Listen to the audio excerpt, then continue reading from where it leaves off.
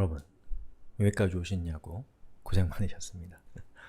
예, 저라면 못했을 것 같은데 참 대단들 하세요. 화이팅입니다. 잘하셨고요. 자, 그럼 이제부터 여러분들 어떤 여정을 거쳐 가시면 좋을지에 대해서 저의 사견을 한번 말씀드려 볼 테니까 참고만 한번 해보시기 바랍니다. 다른 얘기 잠깐만 좀 해볼게요. 제가 최근에 책상을 샀는데 그 책상을 사니까 그 전선들이 너무 지저분하더라고요. 저희 집에 제가 되게 좋아하는 뭐가 있는데 바로 3모사에서 나온 양면 테이프입니다. 양면 테이프는 되게 신박해요. 접착력이 굉장히 강하면서 깔끔하게 떨어집니다. 그래서 제가 그 양면 테이프로 5만 가지를 다 붙이는데 이 책상에다가 멀티탭을 딱 붙여놓고 선 정리를 하니까 굉장히 깔끔해져서 만족스러웠거든요. 그리고 가만히 그 책상을 보니까 이런 생각이 들었습니다. 아, 나는 저 양면 테이프를 이용해서 멀티탭에게 책상 기능을 준 거구나. 또 책상에게 멀티탭 기능을 준 거구나. 이런 생각이 들었습니다. 저희 집에는 책상도 있고 멀티탭도 있지만 이 두 가지 기능을 모두 가지고 있는 것은 없었단 말이죠. 바로 저는 양면 테이프라는 것을 통해서 새로운 무언가를 만들어내게 된 것이죠. 즉, 무언가를 만든다는 것에서 아주 핵심적인 역할을 하는 것은 별거 아닌 것처럼 보이지만 저 양면 테이프였구나 라는 그런 생각이 들었습니다. 자, 제가 이 얘기를 한 이유는 생산을 이루고 있는 두 가지 요소를 설명드리려고 하는 거예요. 하나는 접착제, 또 하나는 그 접착제를 통해서 붙이는 부품. 자, 지금까지 여러분이 컴퓨터 프로그래밍 언어를 배워왔는데요. 저에게 있어서 컴퓨터 언어에 대한 이미지는 바로 저 접착제, 저 양면 테이프와 같은 이미지가 떠오릅니다. 그리고 지금까지 우리는 그 테이프를 사용하는 방법을 배웠다면 이제부터 여러분들의 관심사는 어디로 향하는 것이 타당할까요? 바로 부품을 향하는 것이 타당할 거라고 생각합니다. 그래서 제가 말씀드리고 싶은 것은 이제 이 접착하는 방법에 대한 관심에서 살짝 벗어나서 어떠한 부품들이 세상에 있는지를 둘러보셨으면 좋겠습니다. 그럼 그 부품들 안에는 작게는 화면에다 글씨를 표시하는 부품부터 시작해서 크게는 댐이나 기차나 또는 우주왕복선과 같이 거대하고 멀리 있는 무시무시한 것들을 조작하는 부품까지 다양한 부품들이 존재하고 있습니다.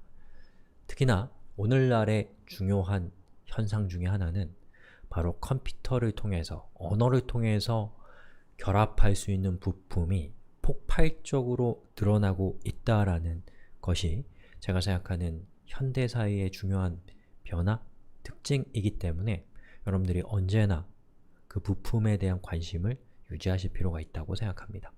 그런데 그것들을 하나하나 다 배우는 것은 부질없습니다.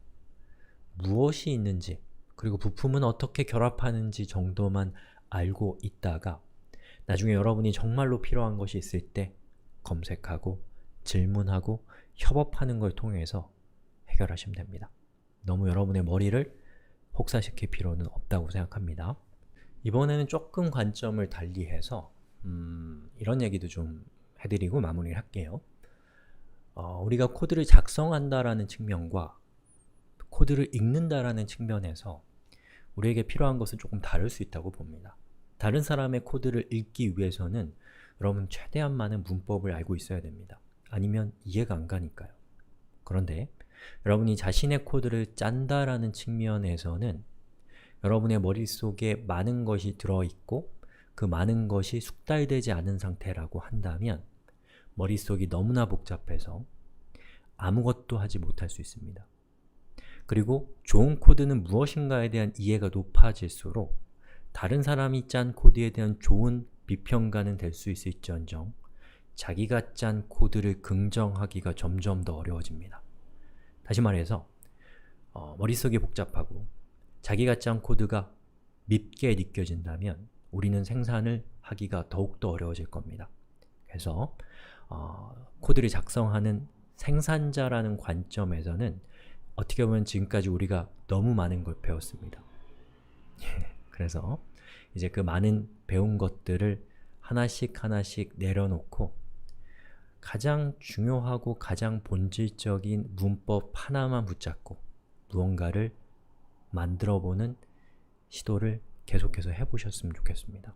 그래야지 빨리 관객을 만나고 빨리 성취감을 느낄 거 아니에요.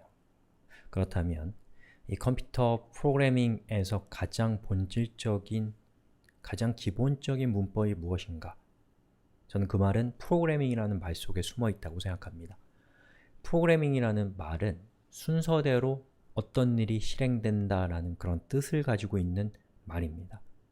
즉, 여러분이 하고자 하는 일에 맞게 순서대로 명령을 배치해서 순서대로 부품을 배치해서 시간의 순서에 따라서 그것들이 실행되도록 하는 것이 가장 기본적이고 중요한 기능이면서 문법이라고 저는 생각합니다.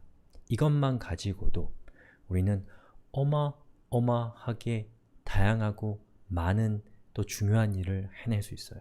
저를 믿으세요.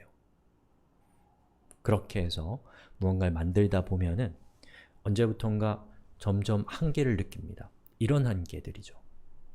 경우에 따라서 프로그램이 다르게 실행되도록 하고 싶단 말이죠. 조건문이 필요한 겁니다. 경우에 따라서 반복적으로 프로그램이 실행되도록 하고 싶은 거죠. 반복문이 필요한 겁니다. 경우에 따라서 코드들이 너무 복잡해져서 이 코드들을 잘 정리정돈할 필요성이 생기는 것이죠. 함수와 객체 지향과 같은 것들이 필요한 순간입니다. 바로 그러한 것들이 필요한 순간이 오기 전까지 최대한 이러한 것들을 이용하는 것을 자제하면서 자기가 갖고 있는 최소한의 지식을 최대한 사용하는 것을 계속해서 하셨으면 좋겠고요. 더 이상 더 높은 수준의 테크닉을 사용하지 않는 것이 공부하는 것보다 더 어려워지는 순간이 저는 바로 우리가 공부할 때라고 생각합니다. 그때 하는 공부는 우리가 직면한 현실의 문제에 비하면 아무것도 아닐 것이고 그때 하는 공부는 전혀 추상적이지 않고 우리를 구원해 줄 거니까요. 여러분, 우리가 공부를 하는 이유는 공부를 하기 위해서는 아니잖아요. 현실의 문제를 극복하기 위해서 아닌가요? 제가 하고 싶은 얘기는 최소한으로 배워서 최대한으로 써먹을 때 공부는 우리의 삶을 구원해주는 구원자가 될 겁니다. 그런데 최대한으로 배웠는데 최소한으로 써먹고 있을 때 공부는 그것 자체가 현실의 문제가 돼서 우리를 구원해주기는커녕 우리를 억압하는 억압이 될 겁니다. 전 여러분이 또 저를 포함해서 공부와 친해졌으면 좋겠습니다. 고생하셨고 여러분 화이팅입니다.